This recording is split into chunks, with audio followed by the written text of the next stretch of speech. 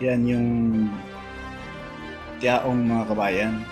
Interchange sa kaliwa. So itong portion na ito ang i-update natin. Kasi dito nagsisimula ang package day. So ngayon, andito tayo sa areang ito. Ito tayo. Sa may mga bahay na iyan mga kabayan. Yan na po yung package day. I-start dyan sa Tiaong Interchange, papunta rito sa Pakanan. Ayan. Itong bakanting lote na yan na po yung alignment. Papunta rin sa may mga palayan, Pakanan. Sa may Barangay Anastasia. Ito yung bahay Yung bahay na natatamaan na ngayon ay gagawin tirahan yan ng mga nagtrabaho rin sa mismong SLEX Toll Road 4. Ayan. So dito sa areang ito. Itong areang ito mga kabayan, mayroon na tayong update rito sa areang ito. Ito, sa areang ito mga kabayan. Nababangan nyo yung update natin rito, no?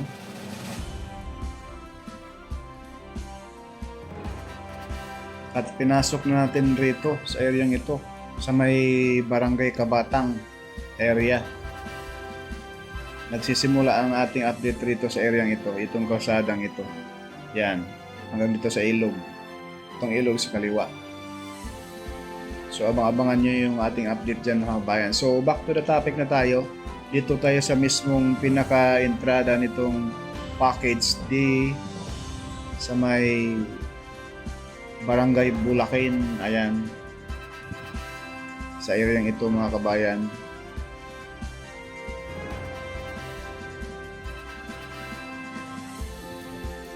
Kaabang-abang po ito mga kabayan dahil ito ay itong Tiaong package C, B, at A sa may Santo Tomas to Macban at apat na interchange, no? Baka bubuksan na sa next year 2025, baka fourth quarter ng 2025. Sana po. Sa akin lang po yan mga kabayan, pero abang-abangan natin, ano? Yan po yung area na yan. Yan po yung portion na yan. Diyan tayo ngayon mag-update.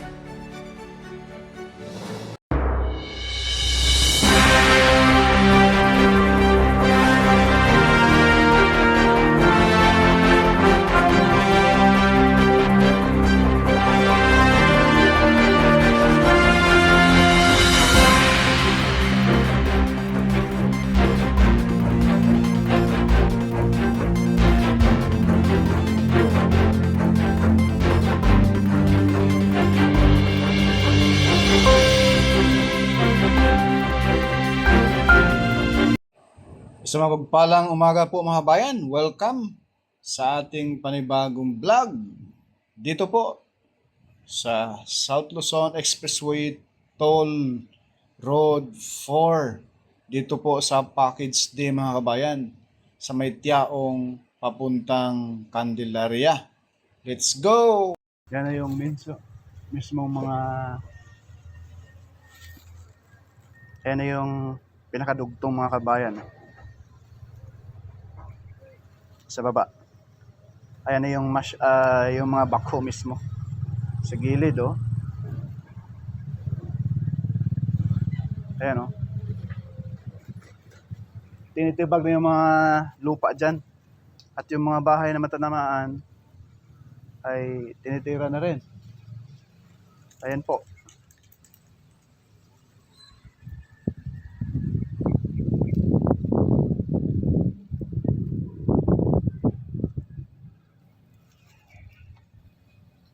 Yan mga kabayan, masasalain natin sa unahan, yun na po yung ito na yung alignment na tinatambakan na sa ngayon. Ayan po.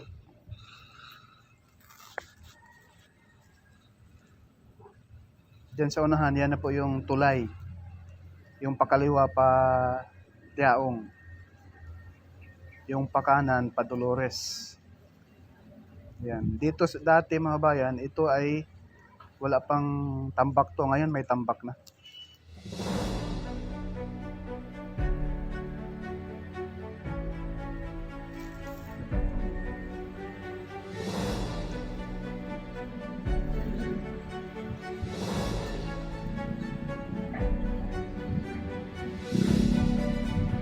Yan mga kabayan.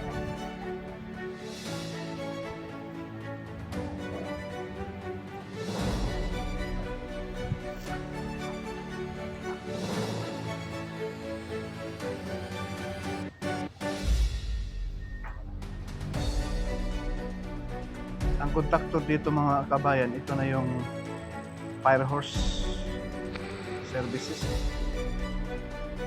Wala rito papuntang kusina na.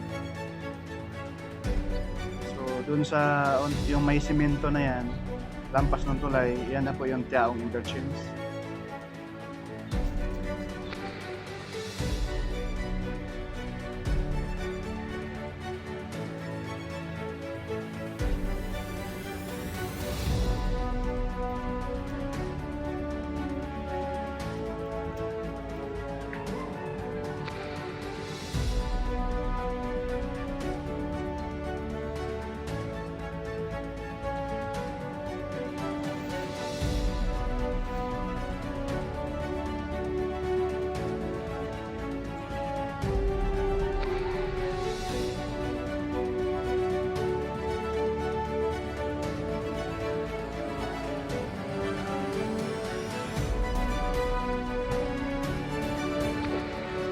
So ngayon mga kabayan, andito tayo sa Barangay Anastasia.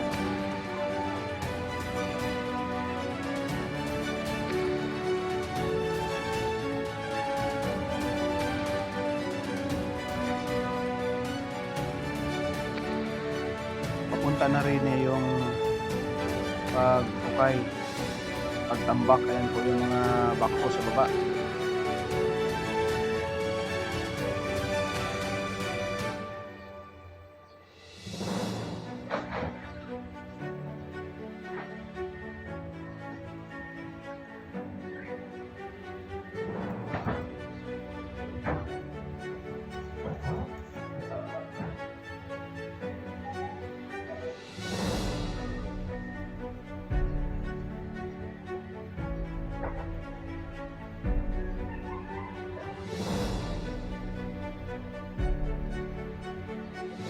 Ano yung alignment mga kabayan sa baba natin.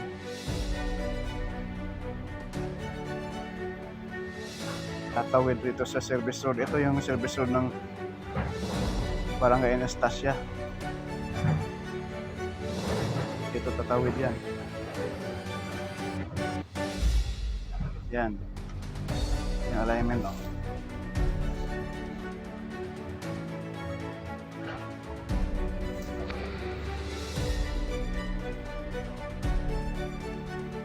Tumbok yan dito. Yan oh, yung mga bahay. Ito yung bakanting lote. Ayan dito. Yan mga bayan. Yan oh. Medyo dati nilinis na nila yan. Ngayon tinubuan na ng mga saging dyan. Saka mga puno. Yan oh.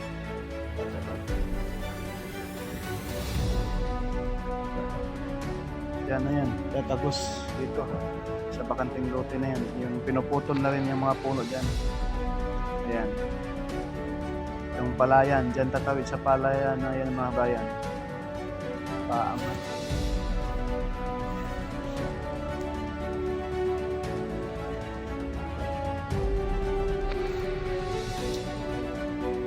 Yan na yung Barangay Anastasia. Itong area nito.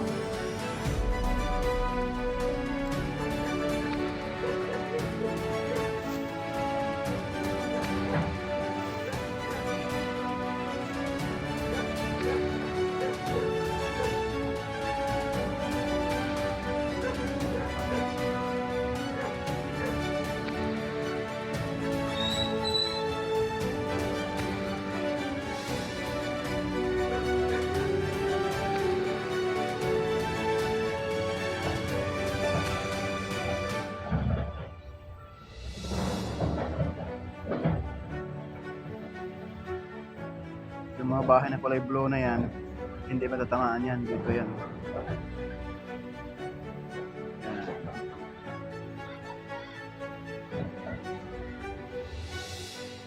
Sa baba natin.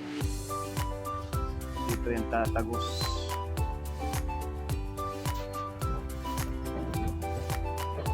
Swerte, hindi matamaan tong alignment ng yung power line ng Napo 4. Matamaan ba? Hindi. Malapit lang talaga, gilid mga kabayan. Ayan na, oh. Yan na, sa baba natin. Yan.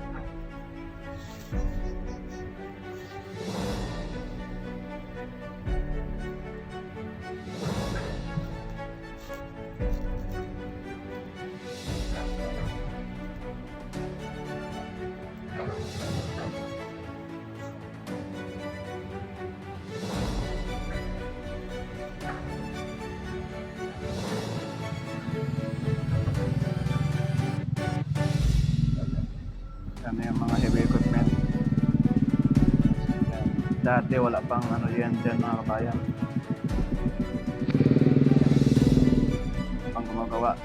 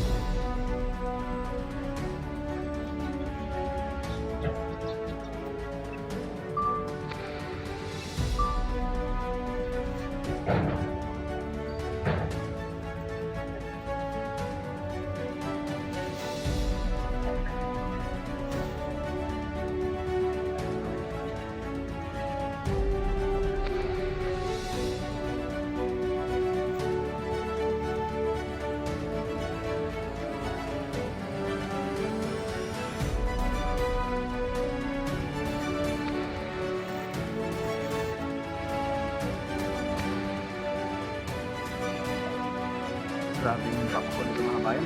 Sobrang laki nito. Grabe yung laki nito.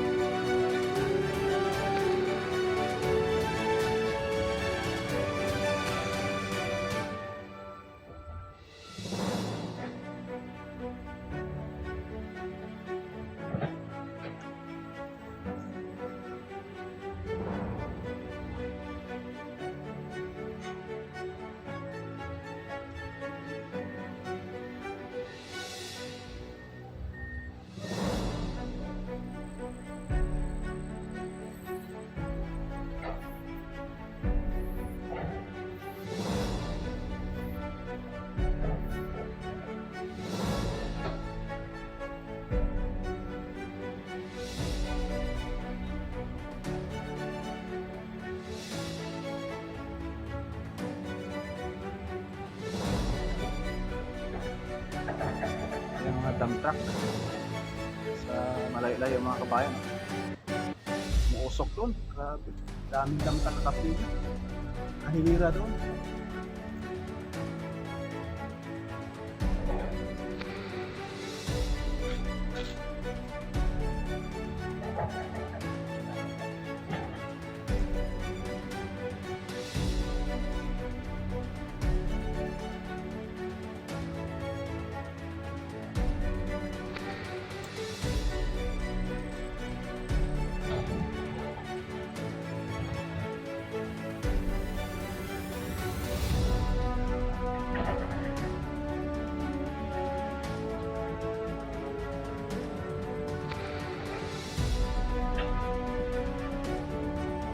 Yan lang po muna mga kabayan yung ating latest update rito po sa package day na may habang Tiaong to Candelaria, may habang 15 kilometers.